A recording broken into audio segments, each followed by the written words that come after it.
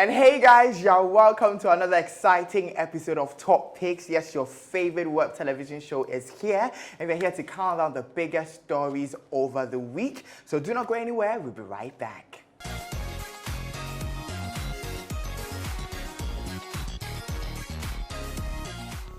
And guys, you're welcome back. You're going to waste no time. You're going to dive into our fourth story. And this story is overdone. I am personally tired of it. So Sam Adjustafio, aka TT of Taxi fame, has been in the news for weeks now. And every time we are talking about how he's borrowing, his predicament, his brokenness, his poverty, he needs money, he needs money. Well, a lot of people have been blaming the fact that he has no financial literacy as to the reason why he's been squandering the money he's been given by government agencies, government people, and just people giving out of their beautiful hearts. Well, today, TT has given us somebody else to blame.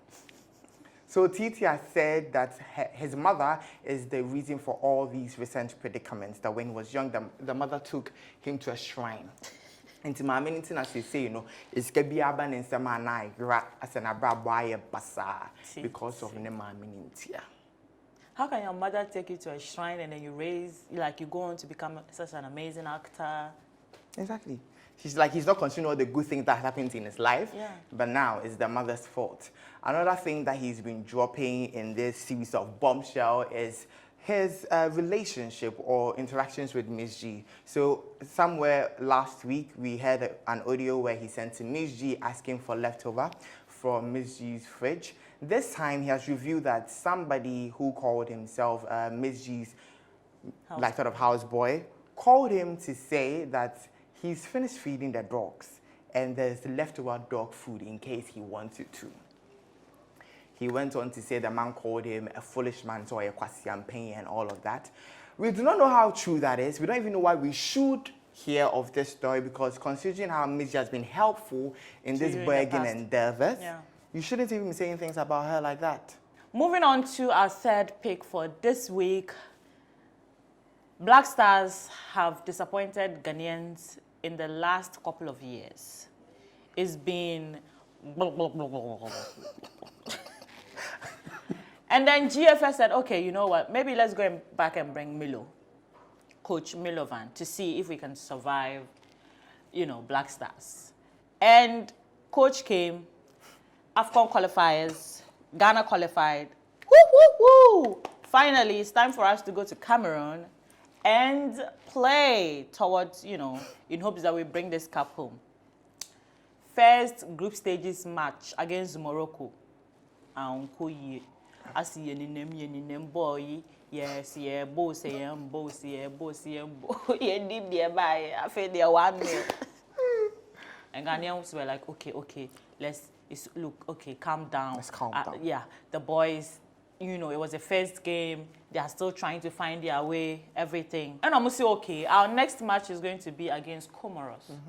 Thankfully to AFCON, I now know there's a country called Comoros. I didn't even know myself. Never. But yes, Black Stars faced the Comoronians. Is that what they're called? Comoronians. And we said, okay, you know what, we've never heard of this name before, so maybe they're not even good at this football thing. We are going to pasa them, 5 goals. And 5 goals, they're the best. It's over. It's over. Our star boy has exited the pitch. And it was indeed over because they scored us 3-2 and kicking us out of the group stages of AFCON 2021. Now the trolling there is when Twitter, Facebook, everywhere. It's the fact that us Ghanaians were trolling our own selves. Because Nigerians were going to come for us. So we took it up and, funny memes everywhere. There were blames. People were blaming politics. People were blaming GFA. People were saying that Nyantechi was our best bet. People were blaming Anas for making that expose. And now we had to, sack Nyantechi. It was a whole, so many conversations around it. Even now, people are still having several conversations about what to do to make the Black Stars, to give us our old glory back. The Black Stars that used to play, get to, final stages get all of us tournaments. excited. Milo says he's going, everybody said sack Milo. Milo said he's going to stay and take us to the World Cup. AFCON. Cry uncle. Yeah, uncle. Yeah, Nicomus. Oh, the air coach mess in him.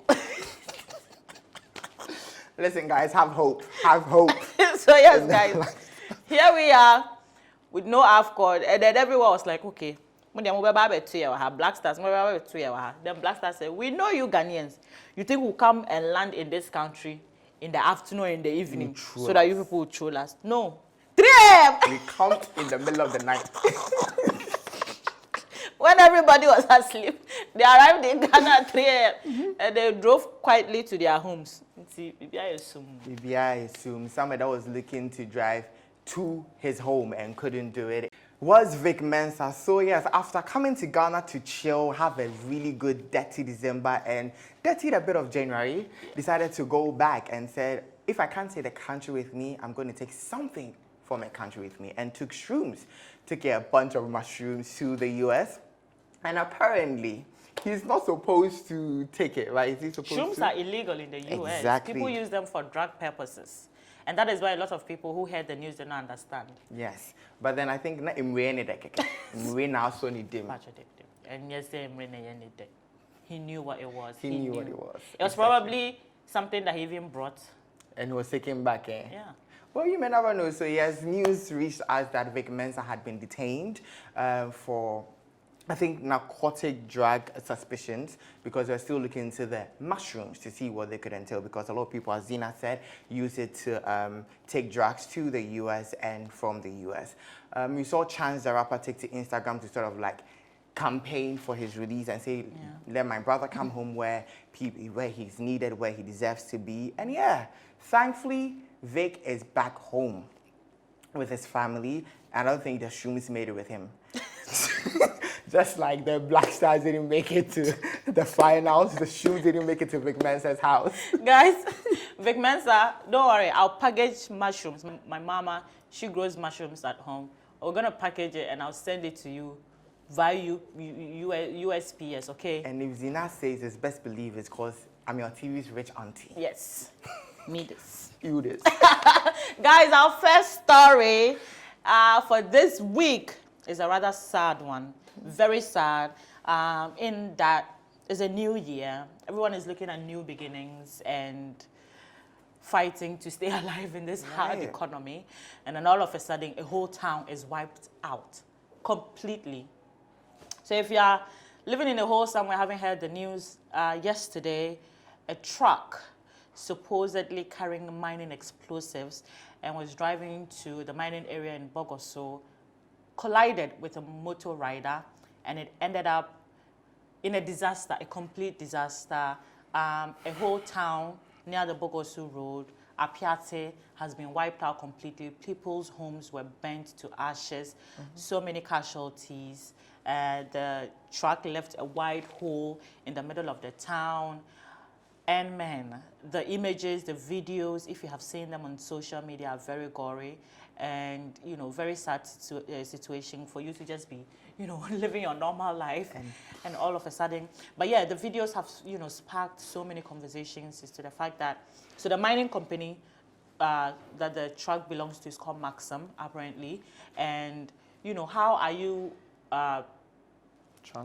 transporting explosives of that manner to a far, you know, end like Bogoso, and you don't have any security personnel, you know, leading the way to make sure that people are out of the way so you can carry these things, you know, safely. Where was the police? Where was the, you know, probably the soldier man? You know, there should have been like a motorcade or something, because these are very dangerous explosives. So people are asking, why did that happen? But, you know, thankfully for our vice president, who made his way there with an entourage to check on the people who had been affected by the fire, who had several injuries from the fire. He's there commiserating with them, and he has promised that these families are going to be well taken care of at the town. They're going to make sure that they rebuild people's homes that were lost and all of that. NADMO too is also out there conducting investigations and all that, and making sure that these people in the town of Apiate are back to normal. It's going to take a while, It's not going to be, a quick process, but we are just glad that at least they have some help, some quick help. Yes. And if, I hope maybe someone can set up a fund. A GoFundMe. Yeah, I'm sure the people of Ghana will be more than willing to help these people with water, food and all those things. But yeah, it's a sad situation. And even today, there's news that another truck that is driving just started burning all of a sudden in the road. And I think it's because of the Harmattan. Yes, I think the Harmattan. The Harmattan winds is also a factor because now the wind is so loud, so fast that any small fire. Catches. Right. So please be careful out there and stay safe. Yes, yes. And I think also the Ministry for Natural Resources have set up a committee of inquiry to look into the disaster to bring out recommendations. So you're going to sit tight and see what they recommend. But then, be safe, guys. Be safe. We'll see you same time next week. Do not go anywhere. We love you. Yes.